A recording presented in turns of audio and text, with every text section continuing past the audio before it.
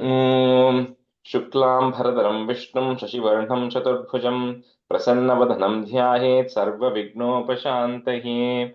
ॐ सहना भवतु, सहनौ भुनक्तु, सह वीर्यं करवावहै, तेजस्विनावधीतमस्तु मा विद्विषावहै। ॐ शान्तिः शान्तिः शान्तिः।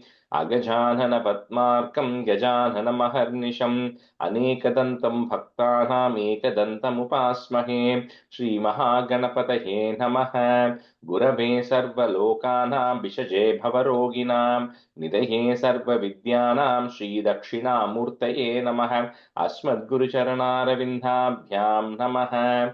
वसुदेवसुतं देवं कंसचाणूरमर्दनं देवकी परमानन्दं कृष्णं वन्दे जगद्गुरुम्। ज्ञानानन्दमयं देवं निर्मलस्फटिकाकृतिम् आधारं सर्वविद्यानां श्रीहयग्रीवमुपास्महे। श्रीहयग्रीवमूर्तये नमः। सरस्वति नमस्तुभ्यं वरदे कामरूपिणि विद्यारम्भं करिष्यामि सिद्धिर्भवतु मे सदा। श्रीमहासरस्वत्यै नमः। उमाकोमलहस्ताब्जसम्भावितललाटकं हिरण्यकुण्डलं वन्दे कुमारं पुष्करध्वजम्। வெற்றிவேல் முருகனுக்கு ஹரஹரோஹரா. लोकवीर्यं महापूज्यं सर्वरक्षाकरं विभुं पार्वतीहृदयानन्दं शास्तारं प्रणमाम्यहं। स्वामिये शरणमय्यप्पा। वागर्ताविव सम्पृक्तौ वागर्तप्रतिपत्तये जगतः पितरौ वन्दे पार्वती परमेश्वरौ। श्रीपार्वतीपरमेश्वराभ्यां नमः। कोमलं कूजयन् वेणुं श्यामलोऽयं कुमारकः वेदवेद्यं परब्रह्म तस्मै श्रीगुरवे नमः। अस्मद्गुरुचरणारविन्दाभ्यां नमः।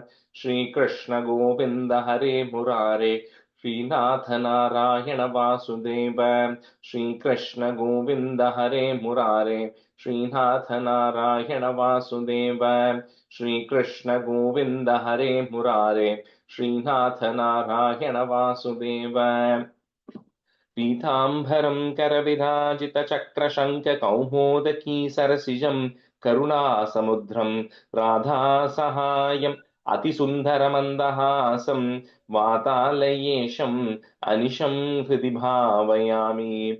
कृष्णो रक्षतु मां चराचरगुरुः कृष्णं नमस्ये सदा। कृष्णेनैव सुरक्षितोऽहमसकृत् कृष्णाय दत्तं मनः। कृष्णादेव समुद्भवो मम विभो कृष्णस्य दासोऽस्म्यहम्। कृष्णे भक्तिरचञ्चलास्तु भगवन्। हे कृष्ण तुभ्यं नमः।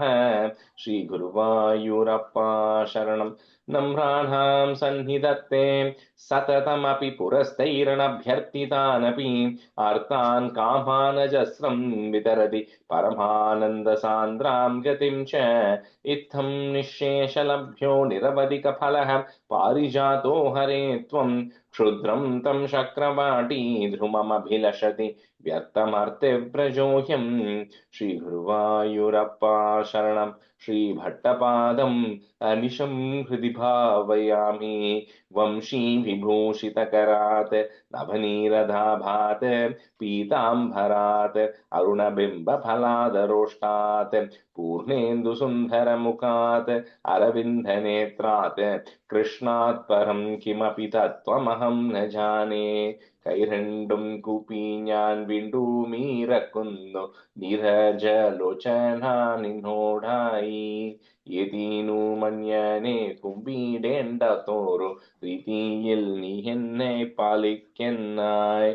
കൃഷ്ണ ഹരേ ജയ കൃഷ്ണ ഹരേ Jaya Krishna Hare Jaya Krishna Hare. Welcome everyone to the class. So I think today we are doing 50, 51. We have to review since we are, I don't know where others are, but we are small groups. So maybe whoever wants to volunteer, one can do 50, one can do 51. You want to do 50? Okay, you want to do 50? Okay. I'll do 50. Yeah, yeah.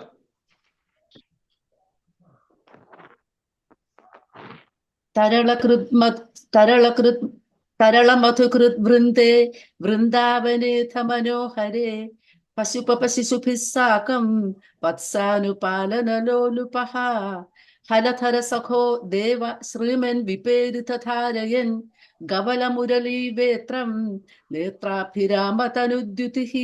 Aditi, the second line, first word, I think you added an extra pa there. Pashupa Shishubhis. Oh, पशुपशिशुभिः. Okay. विहित जगति रक्षं लक्ष्मीकराम्बुजलालितं ददति चरणद्वन्द्वं वृन्दावने त्वयि पावने किमिव न बभौ संवत्सम्पूरितं तरुवल्लरी सलिलधरणी गोत्र क्षेत्रादिकं कमलापते विलसदुलपे कान्तारान्ते समीरणशीतले विपुल यमुना तीरे गोवर्धनाचलमूर्धसु ललितमुरलीनादः सञ्चारयन् खलु वात्सकं क्वचन दिवसे दैत्यं वत्साकृतिं त्वमुदैक्षथाः रभस विचलत्पुच्छं विच्छायतोऽस्य विलोकयन् किमपि वलितस्कन्धं रन्ध्रप्रदीक्षमुदीक्षितं तमथ चरणे बिभ्रामयन् मुहुरुच्चकैः कुहचन महावृक्षे चिक्षेपित क्षतजीवितम्. First line, first word, Rabhasa Vilasat Pucham. Rabhasa Vilasat. Vilasat. Oh, my book says Vichalat. Okay. Yeah, just change it. Vilasat. Yeah. Vilasat. Okay. விலச்ச எப்படி இது? Vilasat Pucham. குச்சம். P. Pucham. P. P as in Peter. So Pucham. புச்சம். Yeah. निपतति महादैत्ये जात्या दुरात्मनि तत्क्षणं निपतन जवक्षुण्ण क्षोणीरुहक्षतकानने दिवि परिमिलद्वृन्दारकाः कुसुमोत्करैः शिरसि भवतो हर्षाद् वर्षन्ति नाम तदाहरे सुरभिलतमा मूर्धन्यूर्ध्वं कुतः कुसुमावली निपतति तवेत्युक्तो बालैः सहेलमुदैरयः झडिति धनुचक्षेपेणोर्ध्वं गतस्तरुमण्डलात् कुसुमनिकरः सोऽयं नूनं समेति शनैरिति क्वचन दिवसे भूयो भूयस्तरे परुषा तपे तपनतनया पातः पातुं गता भवदादयः सलितगरुतं प्रेक्षामासुर्बकं खलु विस्मृतं क्षितिधरगरुच्छेदे कैलासशैलमिवापरं पिबति सलिलं गोपव्राते भवन्तमभिद्रुतः सकिल निगिलन्नग्निप्रख्यं पुनर्द्रुतमुद्वमन् दलयितुमगात्रोट्याः कोट्या तदाशु भवान् विभो खलजनभिदा चुञ्जुश्चञ्जु प्रगृह्य ददारतम् सपदि सहजां सन्द्रष्टुं वा मृतां खलु पूतनाम् अनुजमखमप्यग्रे गत्वा प्रतीक्षितुमेव वा शमननिलयं याते तस्मिन् बके सुमनो गणे किरति सुमनो वृन्दं वृन्दावनात् गृहमय्यथाः ललितमुरलीनादं दूरान्निशम्य वधूजनैः त्वरितमुपगम्यारात् आरूढमोदमुदीक्षितः जनित जननी नन्दानन्द समीरण मंदिर प्रथितवसते शौरे दूरीकुरुष्व ममामयान्. Sri Krishnaaya Parabrahmane Namaha. Very good. Okay. 51. Who wants to 51? Kritika, ninga pandala 51. Try பண்றேன். தசகம் 51. அகாசுர நிகிரக வனபோஜனம் ச கதாச்சன व्रज शिशुभिः समं भवान् वनसेन विहितमतिः प्रकेतरां स्मावृतो बहुधरवत्सलमण्डलैः सदेमनैर्निरगमदीश जेमनैः विनिर्यतस्तव चरणाम्बुजत् Vyadu Dvayat. Dvayat. Vayadu Sudanjitam Tripuvana Pavanam Rajaha Maharshya Pulakatarai Kaloparaihi Udu Hire Trita Bhavadi Kshana Notsavaha Pracharayatya Virala Satvale Tale Pashun Vibho Bhavadi Samam Kumaraihi Akasuro Nyaruna Tagaya Vartanim Baya Nakasapati Saya Nakakritihi Sayanakakritihi. Baya Nagasapati Saya Nakakritihi Mahachala Pratimatanor Guha Nipa Prasarita Pratita Mukasya Kanane Mukotaram Viharana Kautukat Kataha Kumaraka Kimipi Piturake Tvayi Kimapi. Last fourth line, second word. Kimapi. Kimapi Viturake Tvayi Pramadada Pravisadi Pannakotaram Kvatata now Pasupakule Savatsake Vitan Nitam Tvamabi Viveshita Prabho Suhurjanam Visharana Masu Rakshitum Kalodare Vipuli Tavarshmanatvaya Mahorake Lutati Niruttamarute Dhrutam Bhavan Vitalita Kandamandalo Vimochayan Pasuba Pasun Vinityayau Shanam Divit Vadu Pagamartha Mastitam Mahasura Prabhava Maho Mahat Vinirkate Tvayi Tu Nili Short knee. Nilinam Anjasa. Nilina Manjasa Tapastale Nandruturato Jagussurar On the fourth line, first word, Nabhastale. Nabhastale Nandruturato Jagussuraha Savismayaihi Kamala Pavadi Suraira Nutruta Suraihi Uttruta Statanu Kataf Kumaraihi Tine Punas Taruna Dasha Mupe Yushi Swakair Bhava Natanuta Boja Notsavam.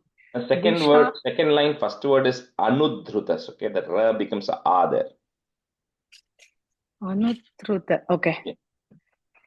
Vishani Kamapi Muralim Nitampake Niveshayan Kapala Tarah Karambuje Prahasayan Kalava Sanaihi Kumarakan Bubojita Trita Sakanair Muta Nutaha Sukasanam Biha Tavakopa Mandale Mahasanat Priyamiva Deva Mandale Idis Tudas Trita Savarai Jagadambe Jagatpate Marutpuri Nilaya Kadat Prabahi Mam Shri Krishna Parabrahmani Namma. Sorry, நான் வந்து ஒரு வாட்டி தான் படிச்சேன் நேத்திக்கு. மக்காவ மகாவாது சுகபரந்தி தவ கோபமண்டலே மகாஷனாத் கா மகாத்ரியமி மிப தேவமண்டலே தேவமண்டலே. கா. Okay. So we'll continue with 52. So let me see who I had today. So Gayatri, you can be student first half. And then Bona, you said you had to drop at 8, right? You can be student first half, okay? Dasakam 52 is Brahma Krita Vatsapahara Varnanam. You might have slightly different words. It's stealing of the calf. Vatsa Apahara means stealing of the calves by Brahma. So that's what this is. Stanza 1. अन्यावतारनिकरेष्वनिरीक्षितं ते भूमातिरेकमभिवीक्ष्य तदाघमोक्षे ब्रह्मा परीक्षितुमनास परोक्षभावं निह्येत वत्सकगणान् प्रविदत्य मायाम्. So we saw all the way from 37th when Krishnavataram started to 51. So like 14 Dashakams, right? And each of that, there was some leela that Krishna was performing in his childhood, right? Majority of it was happening in his childhood only. Now, this is the leela, this is very not as much known to a lot of people. People all know about, tying Krishna to the mortar or Krishna showing the Vishwarupam to Yashoda. All of that, a lot of people know, right? But this is an equally amazing leela which not a lot of people know. So this one, if you remember, those who came to the class or those who saw the last week's recording, I kind of said that what happened with the Aghasura Vada Varnanam, the Gopa boys told that story 1 year later as if it happened that day or as if it happened the previous day, right?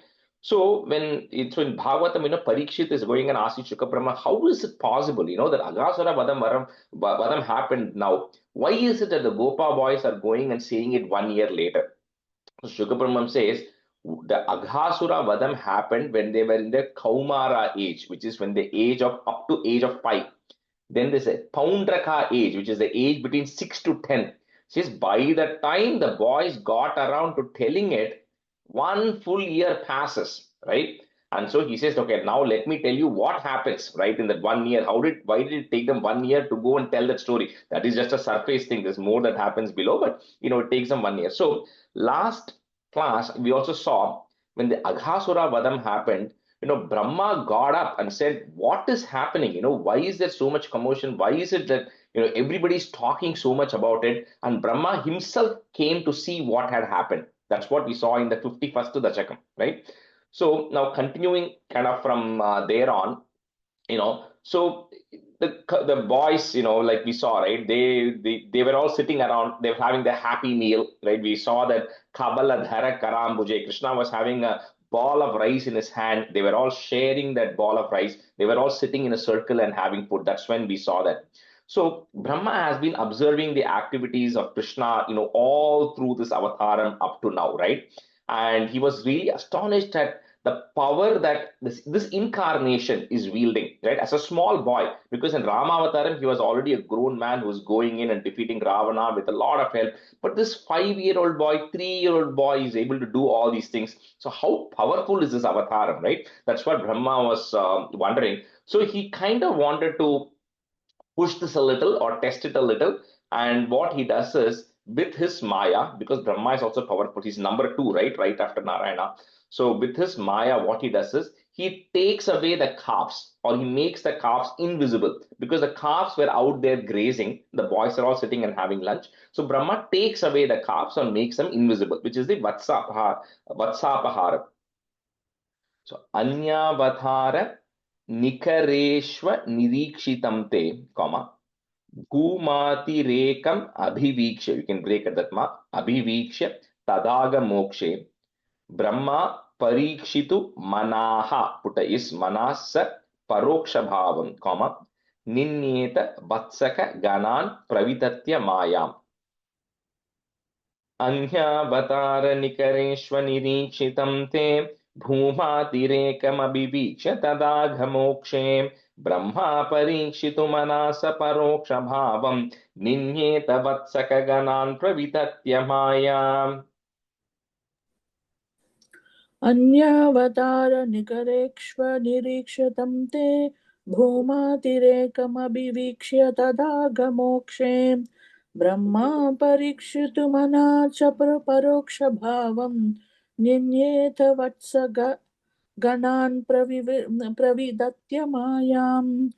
अन्यावतारनिकरेष्वनिरीक्षितं ते भूमातिरेकमभिवीक्ष्य यतदाक्षमोक्षे ब्रह्मां परीक्षितुमना स परोक्षभावं निन्येत वत्सगणान् प्रविदत्य मायाम्. Vatsaka ganan.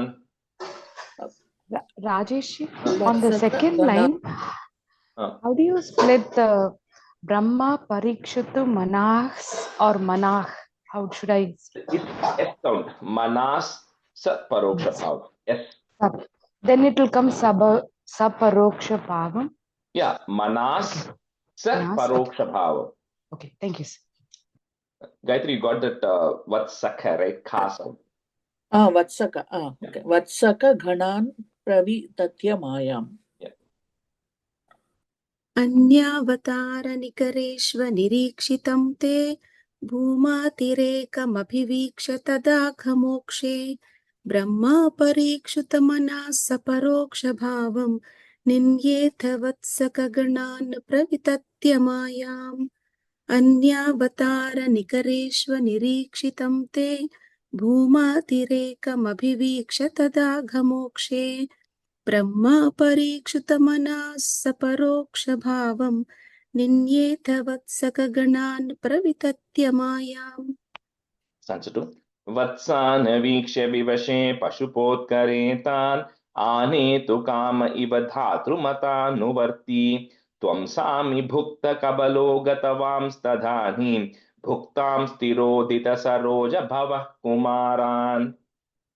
So when the boys were all sitting and having lunch, and they got very frightened because suddenly the calves just disappeared, right? So when they were all getting worried about it, Krishna tells them, saying, guys, friends, don't worry, don't panic. I don't want you all to stop eating your lunch because the calves have gone. Let me go and look for the calves, and then I personally will go bring all of our calves back. You guys don't get up from your lunch, right? So he tells the boys, you continue to eat it.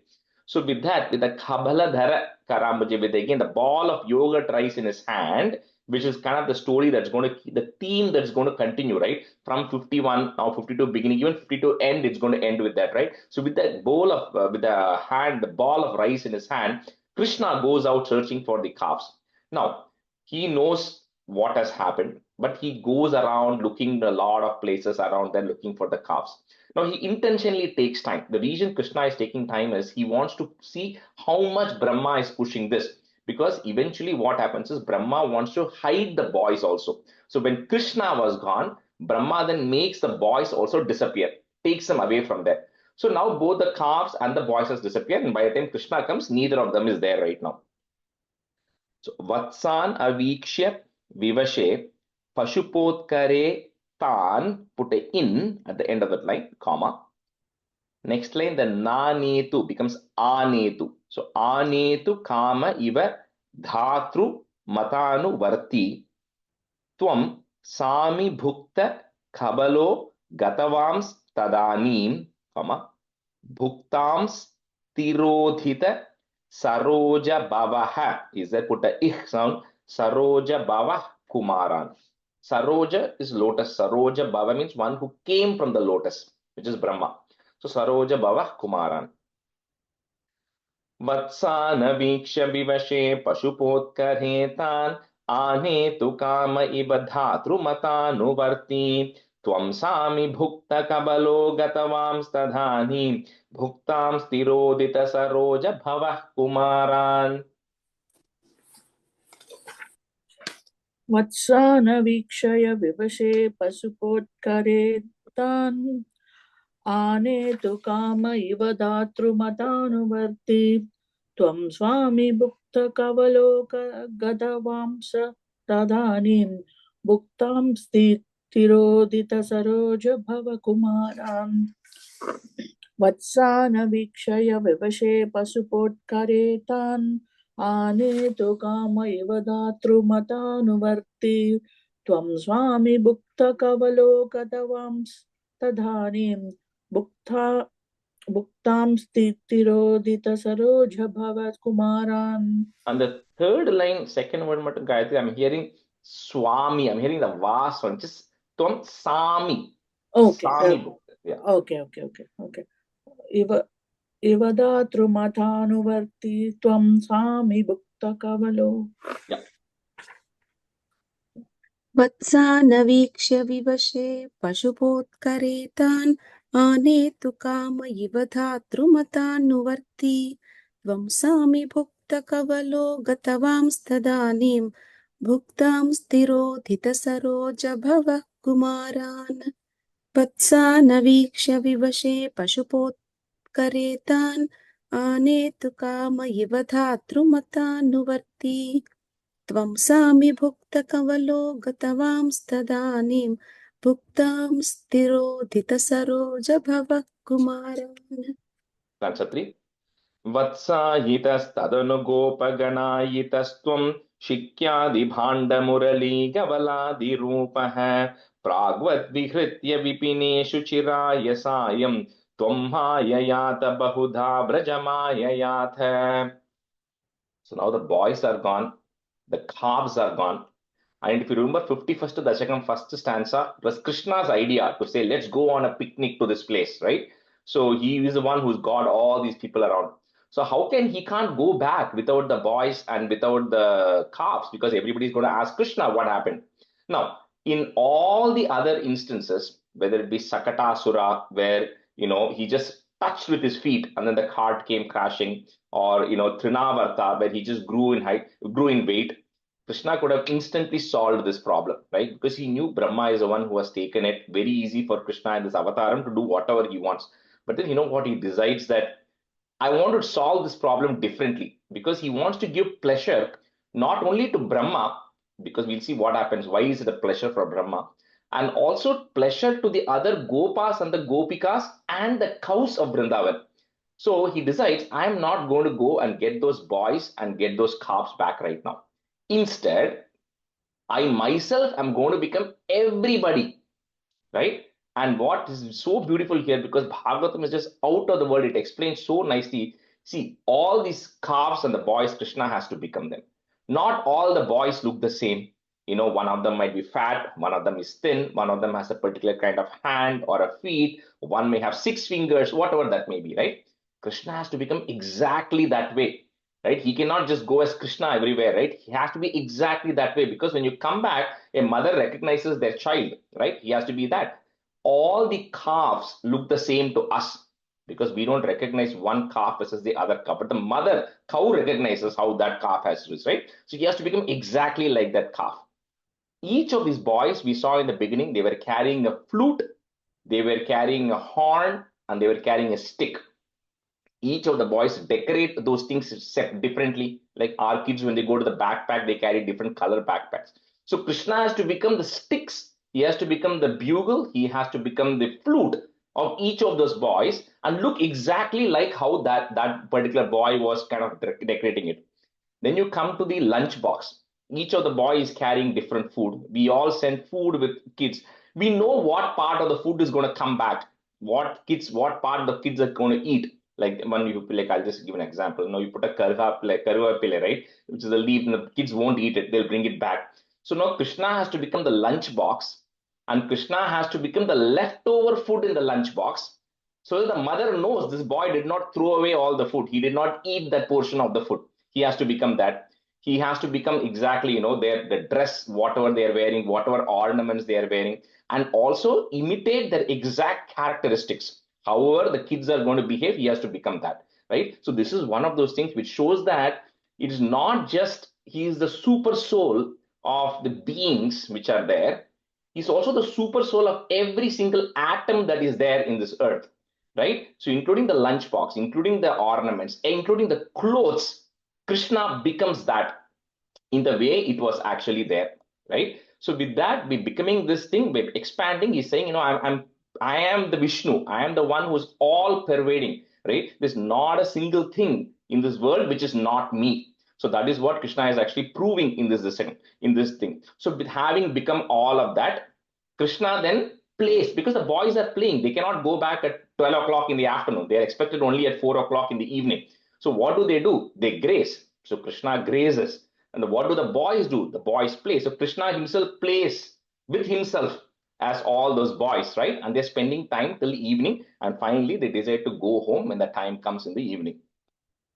So vatsayitas tadanu gopa ganayitas tvam twama shikyadi bhanda murali gavaladi rupaha pragvat vihritya, you can break like that, pragvat vihritya vipineshu chiraya sayam, comma, tvam mayayata bahudha brajamaya yatha.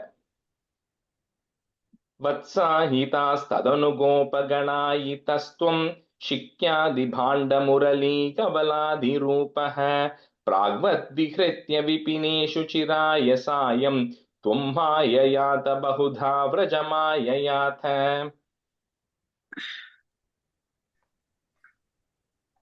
वत्सायितस्तधनु गोपगणायितस्त्वं शिक्यादिभाण्डमुरलीकवलादिरूपः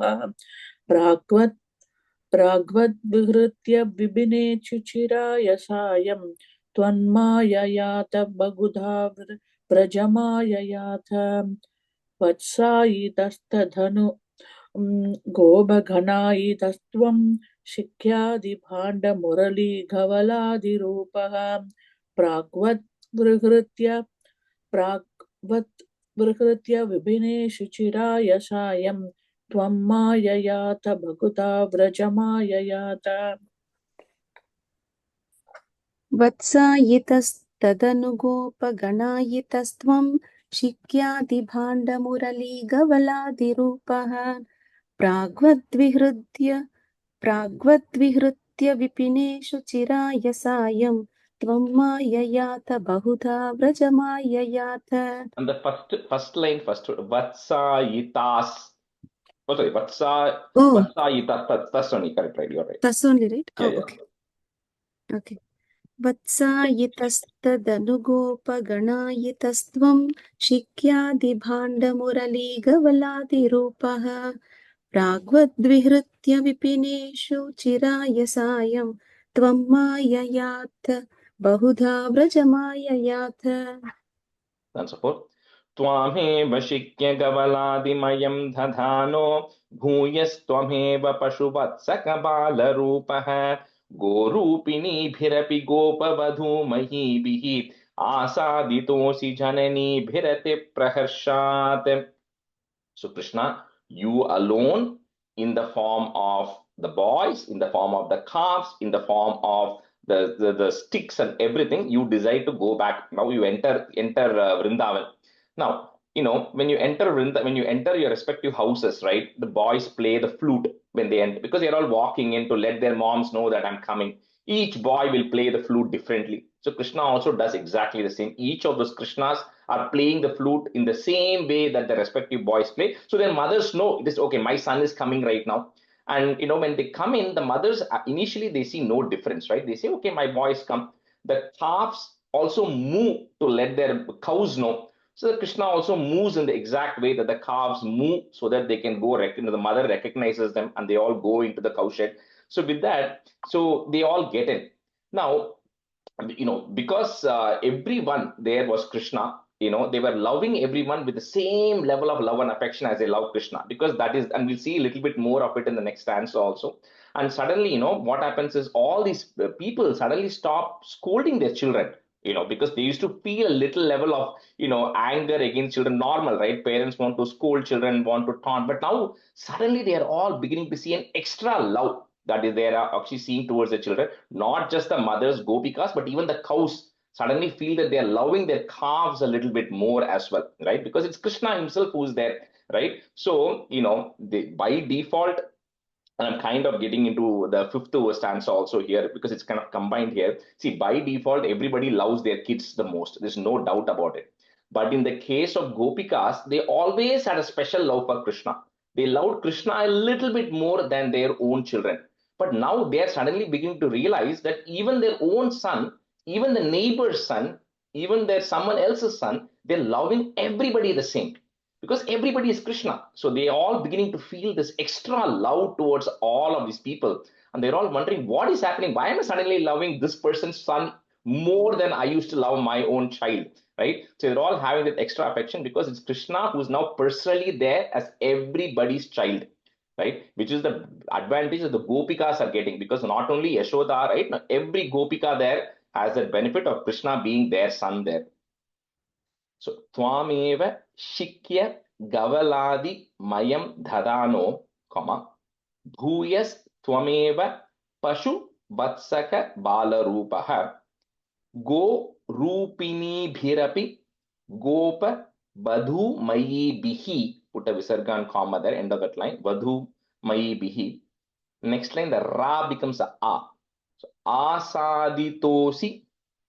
I'm going to break that next word if you want to. Janani, actually, Janani Bhirati. You say up to that point together. Janani Bhirati Praharshat.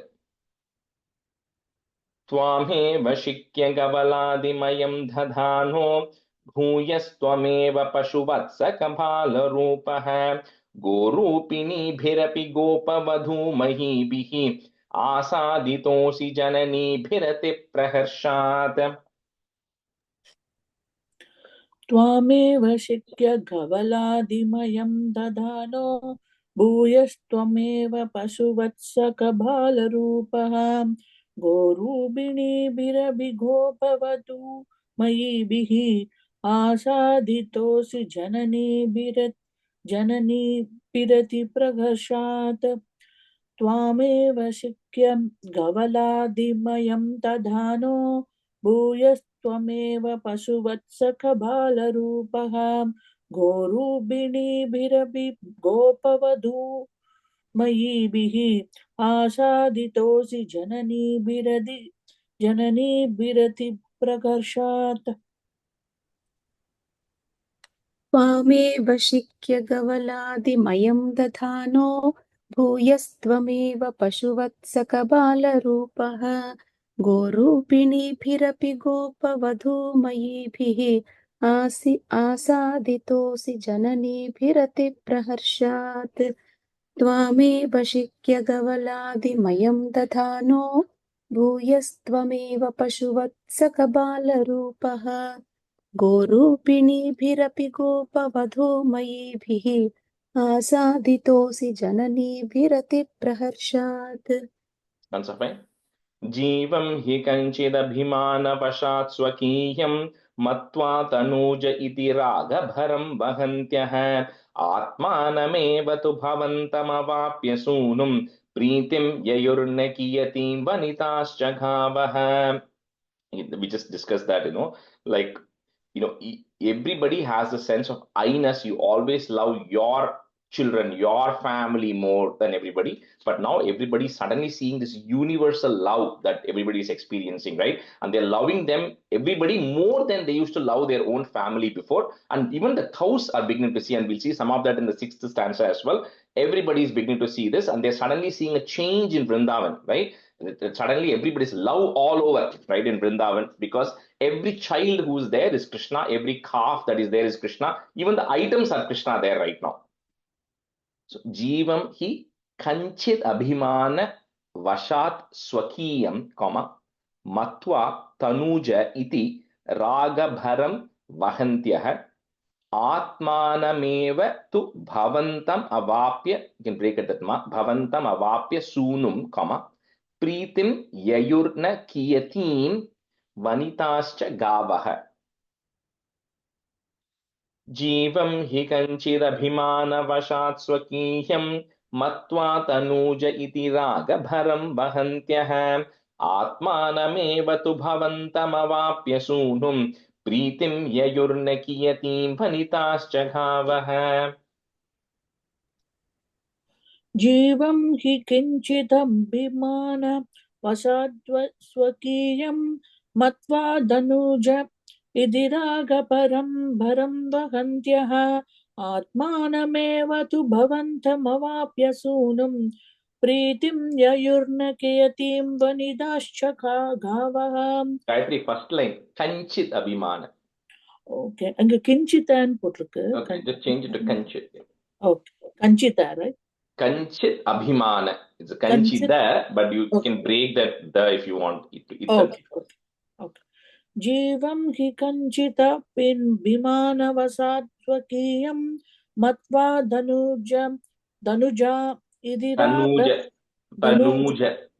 धनुज इदिरागपरं वहन्त्यः आत्मानमेव तु भवन्तमवाप्य सूनुं प्रीतिं ययुर्न कियतीं वनिताश्च गावः जीवं हि कञ्चिदभिमानवशास्त्वकीयं मत्वा तनूज इति रागभरं वहन्त्यः आत्मानमेव तु भवन्तमवाप्य सूनुं प्रीतिं ययुर्न कियतीं वनिताश्च गावः जीवं हि कञ्चिदभिमानवशास्त्वकीयं मत्वा तनूज इति रागभरं वहन्त्यः आत्मानमेव तु भवन्तमवाप्य सूनुं प्रीतिं ययुर्न कियतीं वनिताश्च गावः Stanza 6.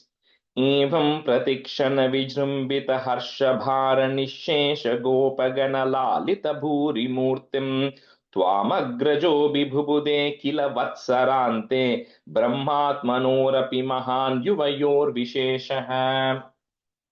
So it's a little bit, it's a long, nice backstory here or explanation here. So this goes on, right? So they are now having this extreme love. Every day they're finding new reasons to love their children and also love the neighbors' children also. This goes on for almost a year, right? For 1 year, nobody is able to understand why. It just becomes naturally the state of Vrindavan right now. About 5 to 6 days before the completion of a year, when they're all out there grazing, the boys are all out there grazing, and even Balarama, it says here, right? Even Balarama did not find the difference. If you remember 51st Dashakam, I said Balarama does not go with them, right? Because it was going to be, Aghasura Vadavarnam. Balarama does not go. So he doesn't know what happened here. So, and even Balarama is beginning to notice, right? And it says very clearly that although Balarama is also an incarnation, he is only a partial incarnation. So when you have, like we saw this in Parashurama Avataram and Rama Avataram also, right? When Parashurama meets Rama, he realizes that my greater personality has come, so I'm abandoning all my powers and giving it to Rama and goes, right? So we said because Rama Avataram is more powerful than Parashurama Avataram. Similarly, here Balarama Avataram is only an Amsha Avataram, it's only a partial Avataram. With Krishna Avataram, there's no comparison, right? So even Balarama doesn't realize this for a while. He's suddenly beginning to see some things happening. There are two instances, two examples, which is said in Bhagavatam. One of them is one day they are like 5-6 days before the 1 year completion. They're all grazing, and then the boys, let the calves go. They're normally supposed to keep control of the calves, right? So the calves don't run around. So the calves just start running around. So the dads who are supposed to get angry, who are taking care of the cows, they suddenly don't get angry at the boys and they come and embrace the boys to the extent that Balaram is thinking, how is the paternal affection so much that the fathers are not scolding the boys, but actually embracing them, even though they have made a mistake like this. That's one observation he does. Second observation he does is 1 year has passed. The cows have given birth to new calves. The first priority of the cow's milk goes to the newborn calf, not to the 1-year-old calf. But what is happening is these cows are giving priority to those older calves instead of the newborn calves for milk. So Balarama is beginning to wonder how that has never happened. How can a mother cow not give its newborn child milk first and instead giving its previously born child milk first? So Balarama realizes something is off here, right? Because such incidents cannot be just outright happening. So Balarama goes and, he then, because he is also one of the incarnations, he is able to visualize what is happening here. And then he comes to know that all of this is Krishna. That's why, these boys and these calves are being more special. And then he goes and has a conversation with Krishna. And then Krishna tells Balarama, all the things that is actually happening here and how it is him who is actually all of these calves and who's all of these boys and what happened. And Brahma took all this. So all of that gets communicated here. And so in the last line, it says, Brahmatmanor api mahan yuvayor visheshaha. Although both of you are incarnations, between you both, There is no doubt, Krishna, that you are way more superior. There's no comparison to your energy and your strength, right? Evam pratikshana vijrumbhita harsha bhara, put a plus, nishesha gopa gana lalita bhuri murtim Twam agrajopi bhubude kila vatsarante, comma, brahmatmanorapi mahan yuvayor visheshaha. Evam pratikshana vijrumbita harsha bhara nishesha gopagana lalita bhuri murtim Twam agrajopi bubudhe kila vatsarante brahmatmanorapi mahan yuvayor visheshaha. एवं प्रतिक्षण विजृंभित हर्षभार निःशेष गोपगणलालित भूरिमूर्तिं त्वामग्रजोऽपि बुबुधे किल वत्सरान्ते ब्रह्मात्मनोरपि मनोरपि महान् विशेषः Yuvayor visheshaha. युवयोर्विशेषः एवं प्रतिक्षण विजृंभित हर्षभार निःशेष गोपगणलालित भूरिमूर्तिं त्वामग्रजो जोऽपि बुबुधे किल वत्सरान्ते ब्रह्मात्मनोरपि महान् युवयोर्विशेषः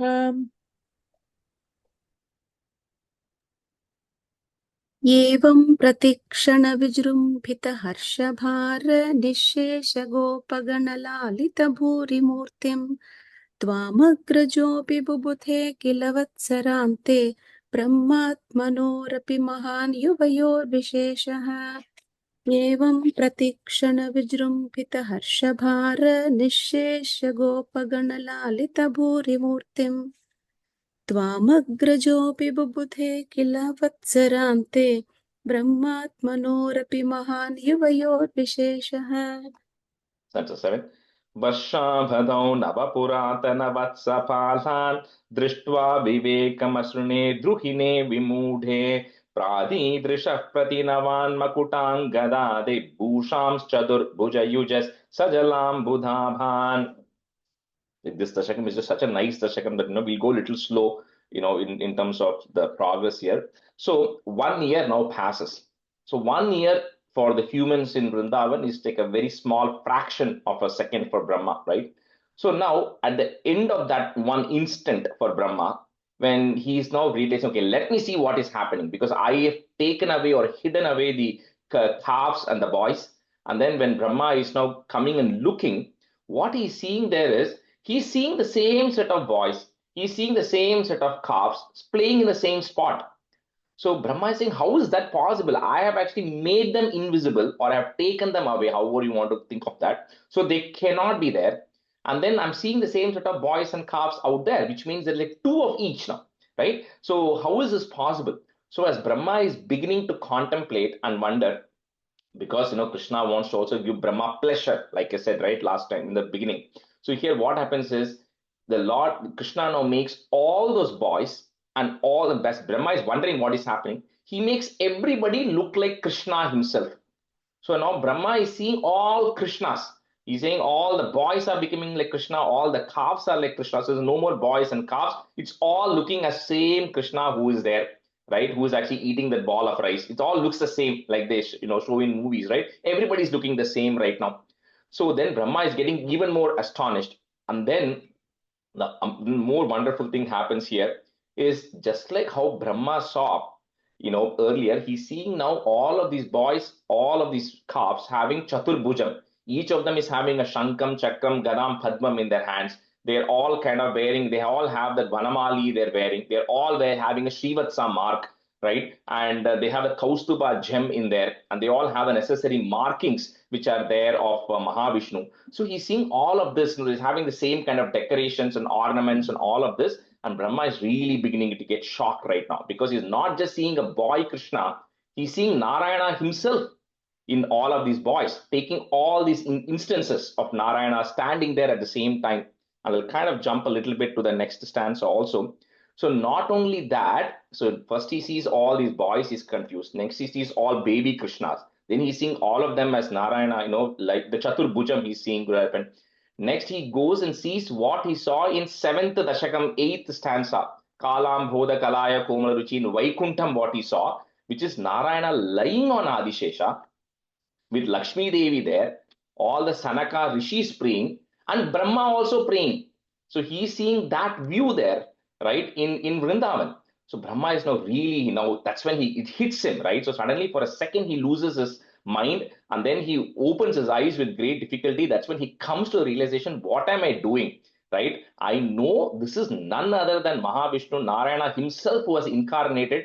So why wouldn't the Narayana who is there in Vaikuntham is no different than the Krishna who's actually there in Vrindavan. It's absolutely no different. And that's what Krishna is proving here again, right? Saying that, and Krishna showed this to, his mother Yashoda also. When he opened the mouth, she saw all of this and she saw Narayana resting in Vaikuntham. Brahma is also seeing the exactly same thing here, right? And then in a fraction of a second, even for Brahma, in a fraction, all of that is gone.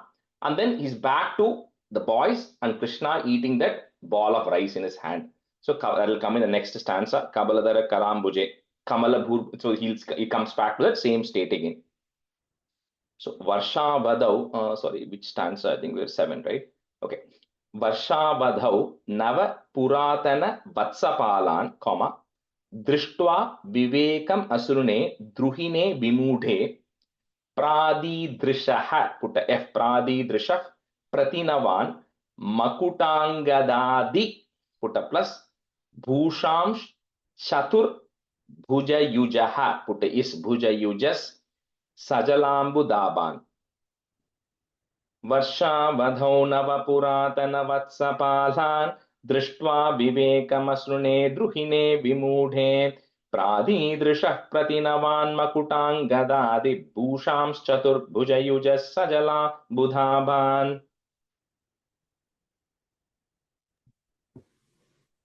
वर्षावधौ नवपुरातनवत्सबालान् दृष्ट्वा विवेकमसृणे द्रुहिणे विमूढे प्रादीदृशः प्रदीनवांशमकुडाङ्गधादि भूषांश्च चतुर्भुजयुजस्सजलाम्बुताभान्. And the third line, Pradidrishaha, you put a F to join. Pradidrishah.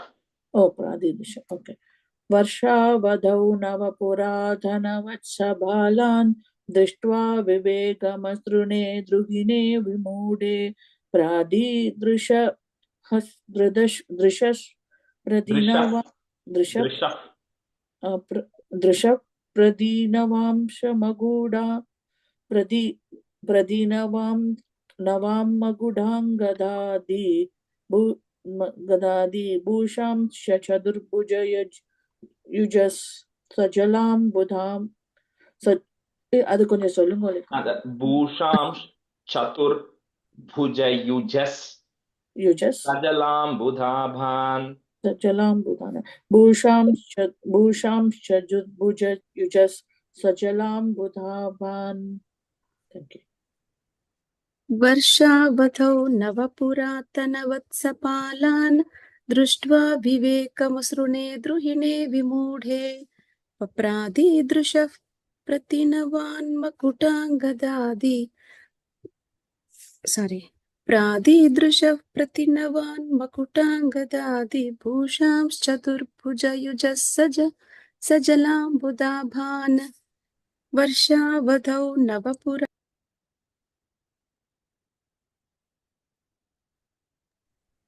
Sorry, It got muted.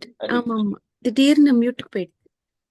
वर्षावधौ नवपुरातनवत्सपालान् दृष्ट्वा विवेकमसृणे द्रुहिणे विमूढे प्रादीदृशः प्रतिनवान् मकुटाङ्गदादि भूषांश्चतुर्भुजयुजः सजलाम्बुदाभान्. We'll switch halfway. Radha, you can be a student and Maithili, you can be a student. Stanza 8. Pratyekameva kamala parilalitangan bhogindra bhoga shayana nayana bhiraman लीला निमीलित दृशः सनकादियोगे व्यासे वितान् कमलभूर्भवतो ददर्श. This is what he saw, what he sees in Vaikuntham with Sanaka rishis and Lakshmi Devi and everybody there. So pratyekameva kamala parilalitangan, comma, bhogindra bhoga shayanan nayanabhiraman Leela Nimilita Drishaha, put a is Drishas, Sanakadi Yogi, short E at the end, Yogi, put a plus, Vyase Vitan, Kamalabhur Bhavato Dadarsha. Pratyekameva Kamala Parilalitangan, Bhogindra Bhoga Shayana Nayana Bhiraman. लीला निमीलित दृशः सनकादियोगे व्यासे वितान् कमलभूर्भवतो ददर्श. प्रत्येकमेव कमला परिपालिताङ्गान् भोगीन्द्र भोगशयनान्नयनाभिरामान् लीला निमीलितदृशः सनकादियोगे व्यासे वितान् कमलभूर्भवतो ददर्श. Rather first line la parilalitangan. प्रत्येकमेव कमला परिलालिताङ्गान् भोगीन्द्र भोगशयनान्नयनाभिरामान् लीला निमीलितदृशः सनकादियोगे व्यासे वितान् कमलभूर्भवतो ददर्श. प्रत्येकमेव कमला परिलालिताङ्गान् भोगीन्द्रभोगशयनान् नयनाभिरामान् लीलानिमीलित दृशः सनकादियोगि व्यासे वितान् कमलभूर्भवतो ददर्श. प्रत्येकमेव कमला परिलालिताङ्गान् भोगीन्द्रभोगशयनान् नयनाभिरामान् लीलानिमील तदृशस् लीलानिमीलितदृशस्सनकादियोगि व्यासे वितान् कमलभूर्भवतो ददर्श. नारायणाकृतिमसङ्ख्यतमां निरीक्ष्य सर्वत्र सेवकमपि स्वमवेक्ष्य धाता मायानिमग्नहृदयो विमुमोह यावत् एको बभूवित तदा कबलार्धपाणिः. What you already spoke. So finally, after seeing all these Narayanas in one shot, and then Brahma suddenly comes to a sense of, it's a jolt, he comes to a sense of realization, and everybody has disappeared right now. And then he sees that Krishna, maybe what in stanza 2, who was actually walking around with a Kabalardhapanihi with his hand, half-eaten ball of rice, looking for the calves and looking for the children. He kind of sees that back again. Narayana Kritim Asankyatamam. If you want to break it, you can break it that ma. Asankyatamam Nirikshya. So it's innumerable, right? Nirikshya, comma. Sarvatra Sevakamapi Swamavekshya Dhata Maya Nimagna Hridayo Vimumoha Yavat, comma. They put the it at the end of that line and comma. The fourth line, first word is Deko. That becomes Eko. Eko Bhabuvita Tada Kabalardha Panihi. Narayana Kritima Sankhyatamam Nirikshya Sarvatra Sevakamapi Swamavekshya Dhata Maya Nimagna Hridayo Vimumoha Yavat Eko Bhabuvita Tada Kabalardha Panihi. नारायणाकृतिमसङ्ख्यतां निरीक्ष्य सर्वत्र सेवकमपि स्वमवेक्ष्य धाता मायानिमग्नहृदयो विमुमोह यावत् एको बभूवित तथा कमलार्थपाणिः. नारायणाकृतिम असङ्ख्यतमां निरीक्ष्य सर्वत्र सेवकमपि समवेक्ष्य धाता Swamavekshya Data मायानिमग्नहृदयो विमुमोह यावत् एको बभूवित तथा कवलार्थपाणिः Panihi, short e and Panihi.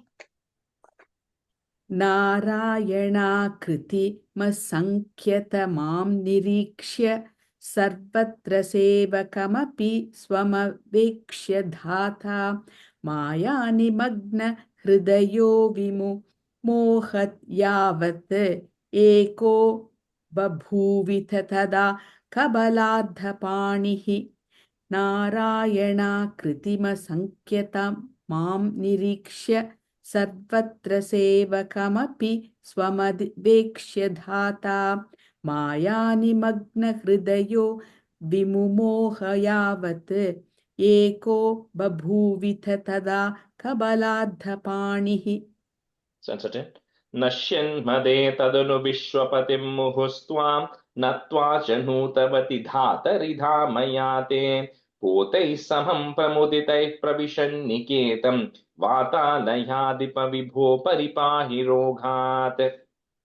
So finally, then Brahma then realizes, right, what he had encountered there, and then he's humbled, right, and then he does prostration, namaskarams to Krishna, and Brahma goes back, and then all the boys and the calves come back. So at least in Narayaneeyam, there are going to be 3 instances where there's a little bit of time travel happening, right? This is the first one. 2 more will come much later, where the boys are gone for a year, okay, and then they come back, so they're 1 year older. But then their memory is as if they were just the previous year, right? That's why when they go back home, they tell their parents, because they're seeing their parents after 1 year now, right? They go tell their parents, oh, you don't know what happened today. There was a big snake. We ended up walking into the mouth of the snake, and Krishna helped protect us, right? So they're telling that story to the parents on that day, right? And eventually, this Dashakam comes to an end. And Vathala Yadipa Guruvairappa, please eradicate all my ailments. Nashyan made tadanu vishwapatim muhustvam, natva cha nutavati dhatari dhama yate potaihi, put a is potais samam pramuditaihi, put a f pramuditaif pravishan niketam, vatalayadhipa vibho paripahi roghat. Nashyan madhe tadanu vishwapatim muhustvam natva chanutavati dhatari dhamayate potai samam pramuditaif pravishan niketam vatalayadhipa vibho paripahi rogat. Okay. नश्मन्मदे तदनु विश्वपतिं मुहुस्त्वां नत्वा च नूतवति दातरिधा मयाते पोतैः समं प्रमुदितैः प्रविविष्यनिके प्रविशन्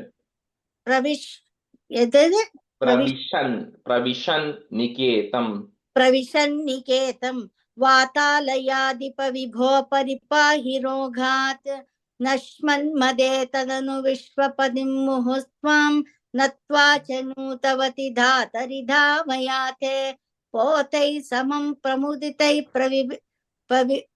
प्रविशन्निकेतं वातालयादिपविभो परिपाहि रोगात्.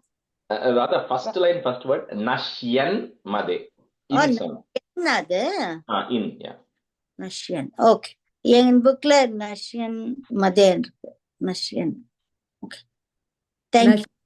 Nashyan made tadanu vishvapatim muhustvam natva chanuta batidhatari dhamayate potais samam pramuditaif pravishan niketan vatalayadhipa vibho paripahi rogat.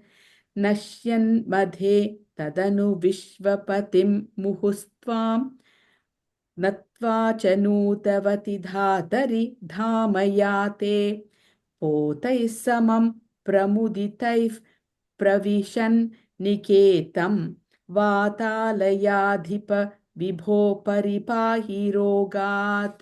Sri Krishnaya Parabrahmane Namaha. Rajesh, can you please repeat the heading for this 52 chapter Dashakam? Yeah, it's Brahma Krita Vatsa Apahara Varnanam. Thank you. So 53 is Dhenukasura Vada Varnanam. So another Asura is going to come. It's a pretty quick chapter. We'll kind of go a little fast on this chapter. Stanza 1. Atitya bhalyam jagatam pate tvam upetya paugandavayo manognyam upekshya vatsavanamutsaveha pravartata goghanapalanayam. Combine 1 and 2 for the meaning. Atitya balyam jagatam pate tvam. So the mu, you break it, put a im, comma. Next word starts with the u. Upetya pauganda vayo manognyam. Upeksha vatsavanam utsavena, if you want to break it, comma. Pravarthata go gana palanayam. Atitya bhalyam jagadam pate tvam upetya pauganda vayo manognyam upeksha vatsavanam utsavena pravarthata go gana palanayam.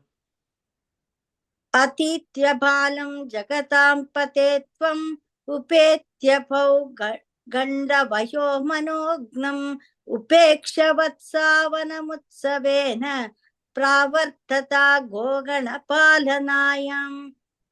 Atitya balyam jagatam pate tvam upetya ganda vayo manognam upeksha vatsavanamutsaveena pravartata goganapalanaayam. Nayam. Atitya balyam jagatam pate tvam upetya poganda vayo manognyam upekshya vatsavanamutsaveena pravartatha goganapalanaayam. Mainly that first, second line, pauganda. Pauganda. Atitya balyam jagatam pate tvam upetya paugandavayo manognyam upeksha vatsavanamutsaveena pravartatha go ganapalanayam. Stanza 2. Upakramasyanu gunaiva seyam marutpuradisha tava pravrittihi ghotra paritrana krite vatirnaha tadeva devarabhatasnadhayate. So the first one, like I was telling, the word Pauganda and Kaumara age difference, right? So Kaumara is up to 5 and then Pauganda is 6 to 10. So like kindergarten, you graduation, right? So for them, 5 is a transition time, right? Where it becomes Pauganda. So now what these boys who were grazing calves are now graduating to be able to take cows out because they have reached 6 years. So at 6 years, they can now start grazing cows. So that's it, Krishna, you all had like a big graduation, right? Because now you all can take the cows and actually go out to graze. So with that, they all go grazing, right? All the boys, same thing, the same group is now going, right? Along with Vrindavan. Now they're all excited because they are all, grown up to be able to graze the cows, and they go through Vrindavan, which is of course lush and everything. So here this is playing with the words, because he says the word Gotra has 2 meanings. One is the Gotra could mean earth, and Gotra could also mean cows. So it has 2 meanings for this because both of them give things, right? So from cow you get the milk, and you get the the cow dung, which is used. From the milk you get the ghee, which is used in all the homam and everything. So cow is a giver, and that's why Mother Earth is represented as a cow, right? Because Mother Earth gives you things. Anyway, so both of them, Gotra is the common word. So he says, Krishna, if your whole incarnation is to protect Gotra, the earth, so to get ready for that, you should first take care of Gotra, the cow. So that's why, Krishna, you are excited because it's the first step in you beginning to take care of the earth. So, Upakramasyanu gunaiva. You cannot break that word. So one word. Upakramasyanu gunaiva seyam, comma. Marut puradhisha tava pravrittihi, comma. Ghotra paritrana kritevatirnaha. So that is there, put a visarga, comma. Kritevatirnaha tadeva devarabhatas tadayat. So that also goes in one flow because it has an S symbol. So you can't break it. Upakramasyanu gunaiva sehyam मरुत्पुराधीश तव प्रवृत्तिः गोत्रा परित्राणकृतेव तीर्णः तदेव देवारभतास्तदा यत् उपक्रमस्यानुगुणैव सेयं मरुत्पराधीश तव प्रवृत्तिः गोत्रा परित्राणकृतेव तीर्णः तदेव देवारभतास्तदा यत् उपक्रमस्यानुगुणैव सेयं मरुत्पराधीश तव प्रवृत्तिः गोत्रा परित्राणकृतेव तीर्णः तदेव देवारभतास्तदा यत्. Rather, the second line, Marutpuradisha. You said Para, Puradisha. Thank you.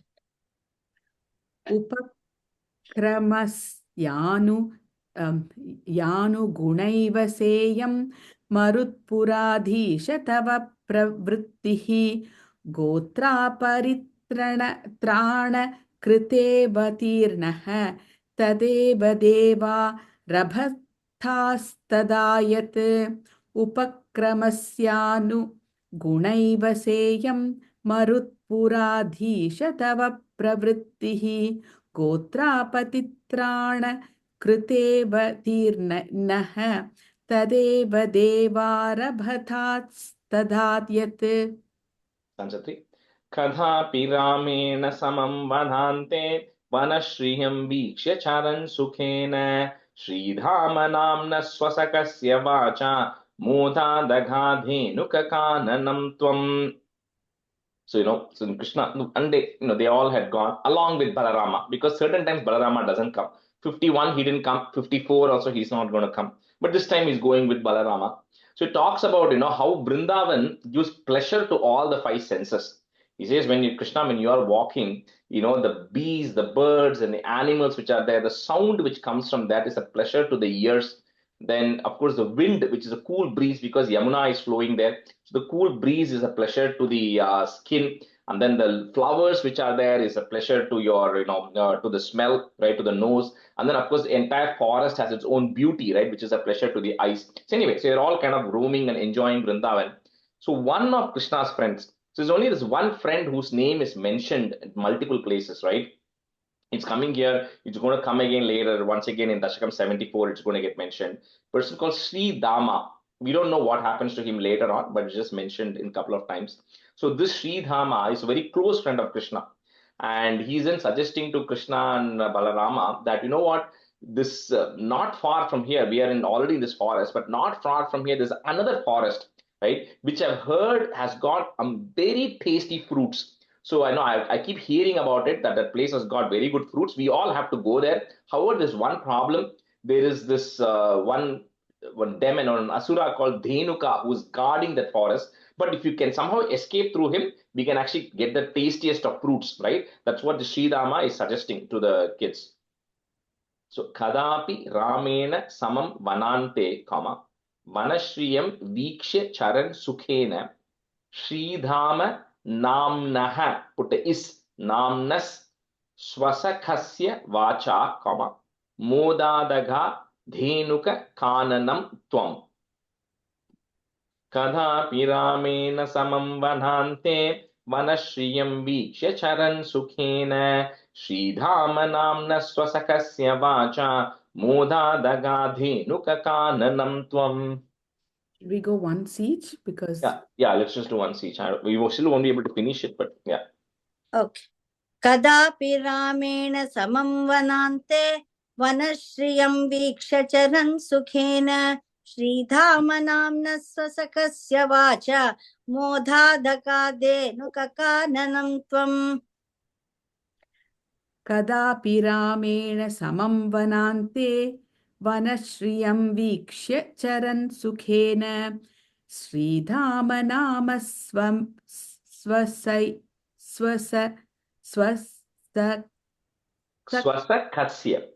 Swasakasya Vacha, Modadaga Dhenuka Kananam Tvam.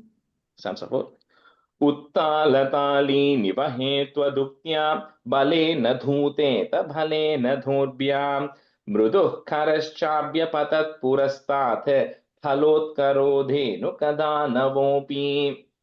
Like you said, this Denuka it's a kind of a big asura there who's in the form of a donkey or an ass, right? That was his form. And he also had a lot of other companions, donkeys who are there who protect that forest. And, there were stories about how people have tried to go there and get the fruits and they've been kind of, bit by him or eaten by him and all of those things. But however, because the fruits there are extremely tasty, the boys are like, excited. Krishna, what Sridhama is telling us, that's the best fruits you get there. Let us go there, right? And of course, 60-year-old boys, right? They're like, sure, what's going to happen, right? Let's all go there. So they all enter. So Balarama first is entering that forest and he sees this massive tree there. And, there are a lot of fruits. So he climbs up and he starts shaking the branches. And as the fruits start falling, at that time, Dhenuka appears there. And the Asura comes there in the form of a donkey. Uttala Tali Nivahe Twaduktya, Balena Dhuteta Balena Dorbhyam Mriduhu, put a ich sound, Mriduh Kharash Chabya Patat Purastat, Phalotkaro Denuka Danavopi.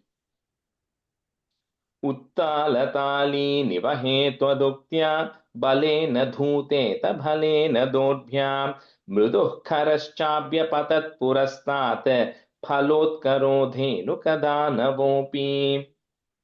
उत्तालतालि निवहे त्वदुक्त्या बलेन दूतेत बलेन दौर्भ्यां मृदुः करश्चाभ्यपतत्पुरस्तात् फलोत्करो दानवोऽपि उत्तालतालि निवहे त्वदुक्त्या बलेन धूतेथ बलेन दोर्भ्यां मधुः करश्चाभ्यपतत् पुरस्तात् फलोत्करो धेनुकदानवोऽपि. Maitrika, the third line is Mriduh Karash. Mriduh Karash. Yeah. Sounds fine. Samudhyato Dhainukapalaneham Katam Vadam Dhainukamadya Kurve Itiva Matva Dhruvamagrajena Suraugayodharam Ghanastvam. So this Dhenukasura comes there. And then because it's a donkey, he kicks with the hind legs, the back legs, right? So with his strong hooves, he kicks Balarama in the chest. And then he starts, making the loud noises the donkey makes. So at the time, Krishna is telling Balarama, see again, Dhenuka has two meanings. It means cows, because Sanskrit, a word has multiple meanings. So it can mean cows or it could mean a donkey. So Krishna is telling Balarama, I am supposed to be Govinda. I'm supposed to protect the cows. So I'm supposed to protect the Dhenukas. How can I go fight against the Dhenuka? It doesn't make sense, right? She says, I'm not going to do that. You fight with the Dhenuka. So Balarama then decides to take care of fighting Dhenukasura. So he picks Dhenukasura with his hind legs and swirls it and then throws it up on a tree. So Uttala Thali Nivahe Twaduktya, Balena Dhuteta Balena Dorbhyam. Oh, sorry, we just did that. That we finished. Yeah. Samudhyato Dhainuka Palaneham, Katam Vadham Dainukam Adya Kurve Itiva Matva Dhruvam Agrajena, Suraugha. The next word I'm going to break it. Yodharam. That ma that is there, you break it there. Yodharam Ajighanas Tvam. Then it will be easier to say. Samudhyato Dhainukapalaneham Katam Vadham Dhainukamadya Kurve Itiva Matva Dhruvamagrajena Suraugayodharam Ajighanastvam. Samudhyato Dhainukapalaneham Katam Vadam Dhainukamadya Kurve Itiva Matva Dhruva Agrajena Suraugayodharam Ajighanastvam. Samudhyato Dhainukapalaneham Katam Vadham Dhainukamadya Kurve इतीव मत्वा द्रुतमग्रजेन सुरौगयोधारम् अजीगनस्त्वम्. A third line, Maitri, Dhruvam Agrajena. Dhruvam agrajena. I have to split it. Dhruvam No, you can, but I think you said some other word there. Is Dhruvam Agrajena. agrajena. Okay. Yeah. Stanza 6.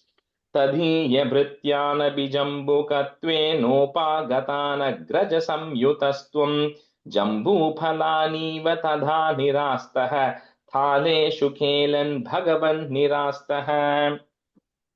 So Balarama now he swirls the Dhenu cup and then throws it into one of the tall trees there. And of course, because he was a very powerful Asura, when he came, he pushed the tree and the tree started falling on each other, and a lot of trees and branches all come crashing down because of Dhenuka actually coming there. And so with that, all the other companions of Dhenuka Asura, they also come to fight with Krishna and Balarama, and they are able to kind of get rid of all of those very easily, right? It was not a big deal at all. They were just able to kick all these donkeys out of the forest completely. So Thadiya Bhrityanapi Jambukatve Nopha. So you have to kind of put a plus and say the things together. So I don't know if any of your books is separated those two words as Jambukatvena Upagatan. If it has broken it, then you just join it. It will be easier. So our Tamil book says Katve Nopa. Katve Nopa. Either that we are going to say it together that way, but I'm saying if any books has separated those words, it will be Jambu Katvena Upagatan. They would have separated it, but if you don't have it, no worries then. So Jambu Katve. Sorry, sir. If it is separated, how should we say it? Katve Nopa? Katve Nopa Gatan. Yeah. Okay, thank you. Okay, if it is separated, otherwise if it's together, then no worries. Okay, so Jambu Katve Nopa Gatan Agraja Samyutas Twam. So you can again break at that na if you want. It will be easy to say that. So Jambu Katve Nopa Gatan Agraja Samyutas Twam Jambu Phalaniva Tada Nirastaha. So that is there. Put a visarga comma. Thaleshu Khelan Bhagavan Nirastaha. Tadhiya Bhrityana Bijambukatve Nopaghatana Graja Samyutastvam Jambu Phalani Vatadha Nirastaha Thaleshu Khelan Bhagavan Nirastaha. அது ராஜஸ்ரீ அந்த நிராஸ்தஹா அப்புறமா தாலேஷு Nirasti, that the is that is there, we are going to remove it, put a visarga and comma there. So it becomes nirastaha taleshu. Yes, the is will go away then. Okay. Tadiya bhrityanapi jambuke ketva Jambukatve nopa. Jambukatve nopa. Yeah. Tadiya bhrityanapi jambukatve nopagatana agrajasam yutastvam jambuga palaniva tadha nirastah taleshu kelan bhagavan nirastah. And the third line or second line, however you have it, Jambu Phalaniva. I think you said a ka there. Just Jambu Phalaniva. Palaniva tadha nirastah. Yeah. Tadiya bhritya napi jambukatve nopagatan agraja samyutastvam jambu phalaniva tada nirastaha taileshu khelan bhagavan nirastaha. Probably do two more and we'll stop today. Vinignate tvayata jambukhaugam sanhamakatvad varunastadhani bhayakulo jambukanamedheyam shruti prasiddham vyaditeti manye. Say those two meanings together. Vinignati tvayata jambukhaugam, sanama katvad varunastadhani bhayakulo Jambuka Nama Deyam, Shruti Prasiddham व्यदितेति मन्ये विनिघ्नते त्वय्यत जम्बुकौघं सनामकत्वाद् वरुणस्तदानीं भयाकुलो जम्बुकनामधेयं श्रुतिप्रसिद्धं व्यदितेति मन्ये विनिघ्नति त्वयत्त जम्बुकौघं सनामकाद्वादरुणस्तधानीं भयाकुले जम्बुकनामधेयं श्रुतिप्रसिद्धं व्यदितेति मन्ये भयाकुलो जम्बुकनामधेयं श्रुतिप्रसिद्धं व्यदितेति मन्ये विनिघ्नति त्वय्यथ जम्बुकौघं सनामकाद्वाद् वरुणस्तदानीं भयाकुलो जम्बुकनामधेयं श्रुतिप्रसिद्धं व्यदितेति मन्ये.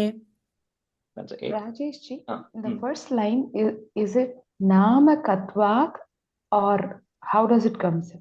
Nama Right. Katvad. Katvat. Okay, sir. Thank you. That's it. Tavaavatarasya phalam murare sanjatamadzeti surairnutastvam satyam phalam jatamiheti balai samam tala phalanya bhunktaha. Not much kind of core things here, but just a kind of but people are kind of calling it out, saying Varuna in Vedas is also called as Jambuka. So because the Jambuka also means, you know, the what do you call the donkeys, right? It has again two meanings there, right? So because Krishna bet those things or threw them away, Varuna, but it's just making a joke here, saying that Varuna got afraid of having that name Jambuka because he's afraid that something will happen. That's why he says nobody knows the name of Varuna as Jambuka outside of the Vedas, because he decided to give up that name of Jambuka completely after this instance, right? And anyway, so Dhenukasura is gotten rid of, and you know the Devas all then thank Krishna for that, and the boys then all enjoy the fruits, because the fruits, that was why they came there. So all the fruits had fallen, and they all decided to enjoy it and have fun together.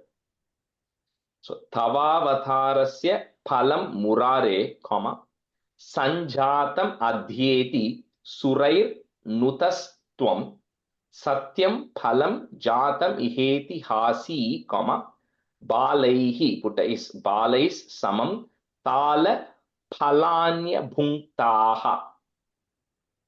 Tavaavatarasya phalam murare sanjatamadhyeti surairnutastvam satyam phalam jatamiheti hasi balai samam tala phalanya bhunktaha.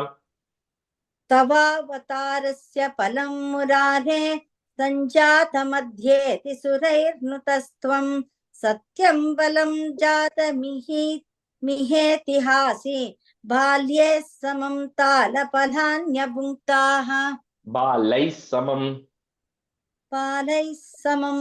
तालफलान्यभुङ्क्ताः तवावतारस्य फलं मुरारे सञ्जात मध्येति सुरैर्नुतस्त्वं सत्यं फलं जातमिहेतिहासि बालैः समं तालफलान्यभुङ्क्त्याः. bhunktaah. Bhunktaah. The ing sound is there. Bhunktaah. Rajeshri, one quick question. Is it Jatam Iheti or Jata Miheti? Jatam iheti, if you want to break it up properly. But if you say together, Jatam iheti, you won't see any difference. If you want to break it, it's in. Okay. Thank you. Shri Krishnaya Parabrahmane Namaha. Stop here. Next class we can make up the two stanzas. सान्ध्रानन्दावबोधात्मकमनुपमितं कालदेशावदिभ्यां निर्मुक्तं नित्यमुक्तं निगमशतसहस्रेण निर्भास्यमानम् अस्पष्टं दृष्टमात्रे पुनरुरुपुरुषार्थात्मकं ब्रह्मतत्त्वं तत्तावद्भाति साक्षात् गुरुपवनपुरे हन्त भाग्यं जनानां कायेन वाचा मनसेन्द्रियैर्वा बुद्ध्यात्मना वा प्रकृते स्वभावात् करोमि यद्यत् सकलं परस्मै नारायणायेति समर्पयामि.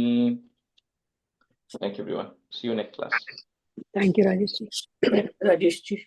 Thank you. Bye, everyone. Thank you.